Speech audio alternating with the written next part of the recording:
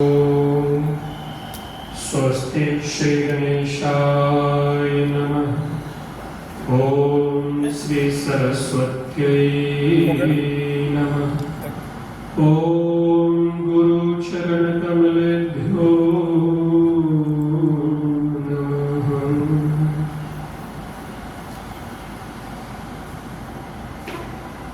ओम सच्चिदानंद रूपाय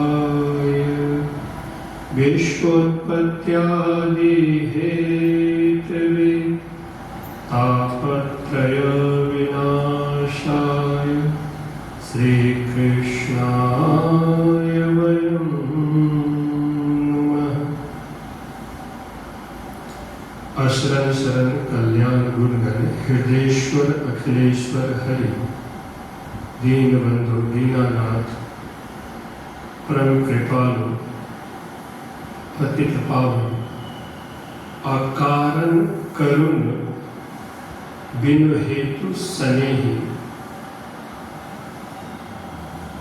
कंदर्प लावण्य युक्त मदन मोहन नंद नंदन यशोदा नंदन के चरणों में कोटि कोटि वंदन करते हुए और यहाँ मंचासीन हमारे अग्रज श्रेष्ठ उनको भी नमन करते हुए और यहाँ उपस्थित भक्तगण उनको भी हृदय में परमात्मा वास करते हैं, उनको नमन करते हुए आज तो अनायास मन हुआ कि आपका मैं श्रवण करने आऊं, तो आज्ञा हुआ, आदेश हुआ। तो मैं क्या कहूँ, मैं यही कहूँगा कि सत्संग से बढ़कर जो है संसार में कोई तप जप नहीं है।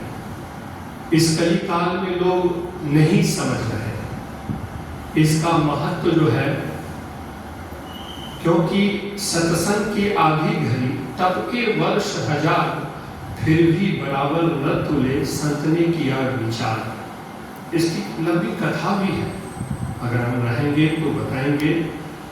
तो सत्संग से बढ़कर कोई तप नहीं, कोई जप नहीं, कोई अनुष्ठान नहीं, कोई ऐसा कार्यक्रम नहीं। इसलिए सत्संग तो करना ही चाहिए।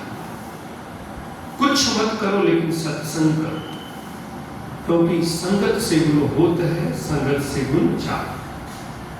जो सत्संग का उसका महिमा जो है और उसका महत्व नहीं देता, वो समझो कि वो आदमी जो है मानव तन प्राप्त करके भी जो है वो पशुवत जीवन जो है जी रहा है। इसलिए सत्संग तो चाहिए ही चाहिए। लेकिन कली काल में कहेंगे कि भाई जब ये बहुत महत्वपूर्ण विषय है तो इसे फिर लोग अपनाते क्यों नहीं? तो हमारे संत जन कहते हैं कि कली रूपी जो सर्प है वो सबको डस लिया है, सबको डस लिया है, हमको भी डस लिया है, आपको भी डस लिया है, सारा संसार को डस लिया है। तो क्या है, जो अच्छी चीज है वो बुरी लगती है और जो बुरी चीज है वो अच्छी लगती है। जैसे आप देखें, किसी को अगर विषैला सर्प काट लिया है तो जिसको सर्प काट लिया है उसको आप बढ़िया से बढ़िया चीज खिलाओ। आप जो है बंबई में जो सबसे बढ़िया मिठाई मिलता होगा वो मिठाई खिलाओ, वो थूक देगा, उसको तीखा लगेगा। और उसको जो है कड़वी नीम की पत्ती खिलाओ तो पत्तियां मीठी लगेगी। और रीठा जानते होंगे, एक रीठा आता है जो ऊनी कपड़े को धोने के लिए एक होता है, जड़ी बूटी होता है, वो बहुत तीखा होता है। जो कॉस्टली वाले जो ऊनी कपड़े होते हैं उसके लिए जो है वो रीठा आप पानी में रखेंगे तो सज की तरह वो काम करता है। और रीठा एक जिसको सर्प काट लिया है उसके लिए औषधि भी है। अगर उसे खिलाओ तो वो फल जो है मीठा लगे। और कहता है जब तक मीठा लगे तब तक खिलाओ, तो क्या है उसका विष उतर जाएगा, बाद में वो तीखा लगने लगेगा।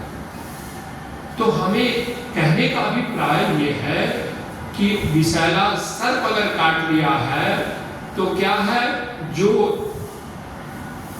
माने तीखा है, जो खाने योग्य नहीं है, वो मीठी लगती है। और जो मिठाई बड़ा मधुर है, पूरे बम्बई में प्रसिद्ध है, पर वो उसको थूक देता है। क्यों? क्योंकि विषैला सर्प ने डस लिया है। उसी प्रकार इस कली काल में क्या है, सबको कली रूपी सर्प डस लिया है। मोबाइल देखो तो मोबाइल में ही इतनी चीज सब निकलते रहती हैं। अरे मैं भी देखने लगता हूँ, कभी कभी देखता हूँ, मैं भी देखने लगता हूँ, अरे अब आगे क्या दिखाता है, उसी में घंटों निकल जाते हैं, पता नहीं चलते। ये क्या है? ये हमारा गलत चीज को पकड़ लिया। सत्संग का महत्व अपने जीवन में नहीं दिए हैं। इसकी कारण जो है अशांत है, अक्रांत है। इस प्रकार से शायद 5 मिनट हो चुका होगा, तो मैं यही कहूंगा कि मैं इतना कहूंगा कि आपके आजू बाजू में जितने भी हो उनको कहिए कि भाई सत्संग से बढ़कर संसार में कोई तप नहीं है। ये शास्त्र कहते हैं, संत कहते हैं, सत्संग की आधी घड़ी तप के वर्ष हजार, फिर भी बराबर न तूले। संत ने किया विचार, इस पे कथा भी है वशिष्ठ जी और विश्वामित्र जी का। इसके कारण युद्ध भी हो गए, लड़ाई भी हो गए, मनमुटाव भी हो गए। उसका समाधान हमारे शेष भगवान किए। इसलिए सत्संग होना ही चाहिए जीवन में। 24 घंटा में से अरे आज तो बहुत सुलभ है, मोबाइल निकाले, जिस संत का सुनना हो उस संत का निकल जाता है। श्रद्धा से लेकिन होना चाहिए, टाइम से होना चाहिए। हम जब मन तब मोबाइल उलट पुलट देखते हैं, नहीं, रूटीन बनाना है। सुबह में हमको आधा घंटा इनका सुनना है, मोबाइल में निकालो, आधा घंटा सुनो, देखो ना, 40 मिनट करके देखो, आपको बैठे बैठे घर पे ही कुछ बहुत कुछ मिल जाएगा। हाँ, एक बात जरूर है कि टीवी पर, मोबाइल पर जो देखते हैं उससे वो लाभ नहीं मिलता है जो प्रत्यक्ष सुनते हैं। अगर जो ये स्वामी जी है या कोई और है, हम लोग तो जाने नहीं, जो भी भजन करते हैं, तप करते हैं, तो आभा मंडल बनते हैं। यहाँ तक शास्त्र में कहा गया है, जो वास्तव में तपस्वी है, संत है, उनके आभा मंडल 200 मीटर की गुलाई में प्रभावित करते हैं। किसी तपस्वी के आश्रम में प्रवेश करेंगे तो आप घर परिवार भूल जाएंगे और वही के बारे में सोचने लगेंगे, उनके तप का प्रभाव। उसी प्रकार कहते हैं संत का दृष्टि भी पड़ जाए तो बहुतों का पाप संताप समाप्त होते हैं। तो प्रत्यक्ष सुनना चाहिए, पता चले कि यहाँ पर सत्संग चल रहा है, जाना चाहिए।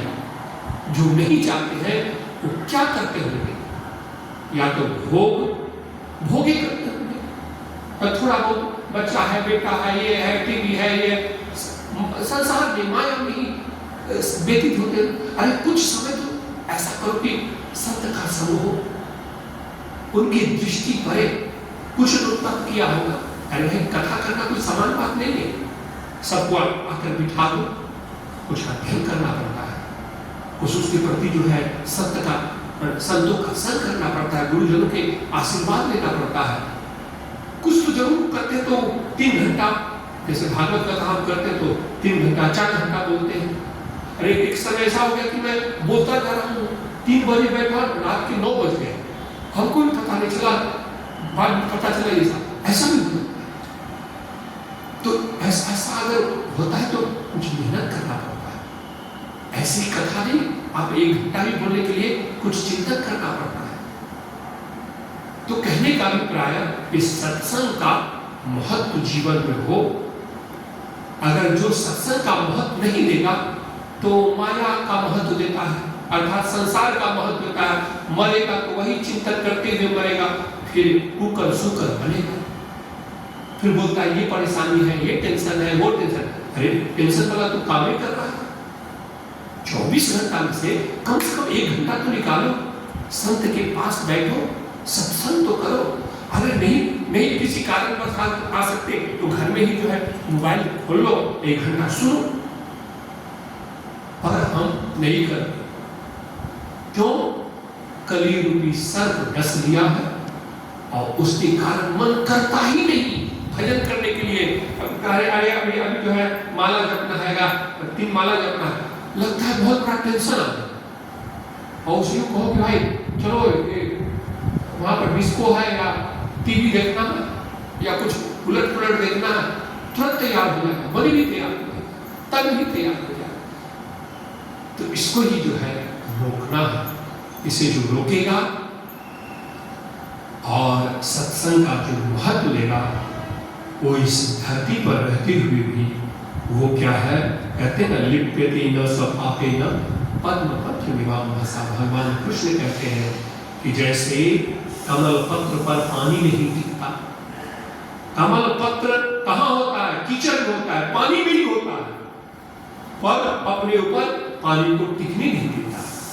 उसी प्रकार हम संसार में रहे, ये दुनिया में रहे, परिवार में रहे, पर क्या है, अपने मन के ऊपर इसको हावी नहीं होने दें। ये कैसे हो सकता है?